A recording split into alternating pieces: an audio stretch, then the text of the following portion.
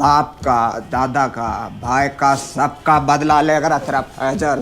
এমন দিনও গেছে যখন তাকে ধনেপাতা বিক্রি করতে হয়েছে, চাইলেও সেই দিন আর ফিরবে না। অর্থকষ্টে জীবনের অনেকটা সময় কাটিয়েছেন। টিকিট ছাড়াই ট্রেনে চেপে বসা ছিল নিয়মিত ঘটনা। পরে সিনেমায় অভিনয়ের স্বপ্ন নিয়ে মুম্বাই এসেও শুরুতে সুযোগ হয়নি। কখনো কখনো সুযোগ মিলত এক্সট্রা চরিত্রে, পারিশ্রমিক হিসেবে যা মিলত বেশিরভাগই দিয়ে দিতে হতো কাস্টিং সমন্বয়কারীদের।